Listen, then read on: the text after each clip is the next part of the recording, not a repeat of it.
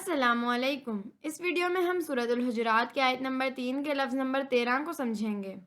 للتقویٰ، اس کلمے کو اگر توڑا جائے تو یہ 2 لام اور تقویٰ پر مشتمل ہے۔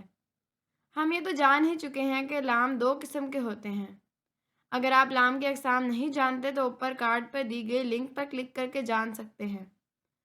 عربی کے اصولوں کے تحت جب کسی لفظ سے پہلے 2 لام آ جائیں تو یہ واضح ہو جاتا ہے کہ یہ لام تعلیل ہے، یعنی اس کے معنی کے لیے ہوں گے۔ اگر لام ایک ہو تو پھر یہ لام تعلیل یا لام لازم میں سے کوئی بھی ہو سکتا ہے۔ 2 لام علامت ہے اور اسے سرخ آنکھ سے ظاہر کیا گیا ہے۔ اب تقویٰ کو سمجھنے کی کوشش کرتے ہیں۔ تقویٰ کا مطلب ہے پرہیزگاری۔ یہ اصل لفظ ہے اور اسے کالے رنگ سے ظاہر کیا گیا ہے، لہٰذا للتقویٰ کا مطلب بنا پرہیزگاری کے لیے۔ یہاں یہ بات بھی غور طلب ہے کہ عربی کے لفظ تقویٰ اور اردو کے لفظ تقویٰ دونوں کا مادہ تے، قاف، واو اور یہ ہے، اور دونوں کا مطلب پرہیزگاری ہے، لہٰذا عربی کا لفظ تقویٰ اردو کا لفظ تقویٰ بنا ہے۔ اردو میں کسی کو تقویٰ اختیار کرنے کا حکم دینے کے لیے تقویٰ اختیار کرو استعمال ہوتا ہے۔ اب اس آیت کے تیسرے مرکب اولئک الذین امتحن اللہ قلوبہم للتقویٰ کا بامحاورہ ترجمہ دیکھتے ہیں۔ اولئک وہ سب مذکر، الذین وہ سب اشخاص۔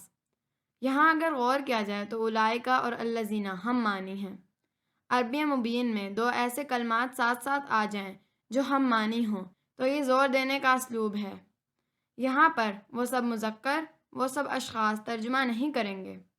اردو ادب میں ایسی صورتحال میں ترجمہ کرتے وقت وہی جیسے الفاظ استعمال کرتے ہیں، لہٰذا اولئک الذین کا مطلب ہوا یہ وہی لوگ ہیں۔ امتحانہ کا مطلب ہے امتحان لے لیا یا پرکھ لیا۔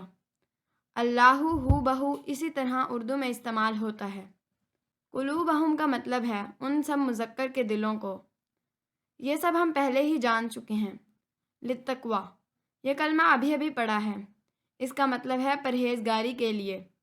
چنانچہ اولئک الذین امتحن اللہ قلوبہم للتقویٰ کا بامحاورہ ترجمہ ہوگا یہ وہی لوگ ہیں جن کے دلوں کو اللہ نے پرہیزگاری کے لیے پرکھ لیا ہے۔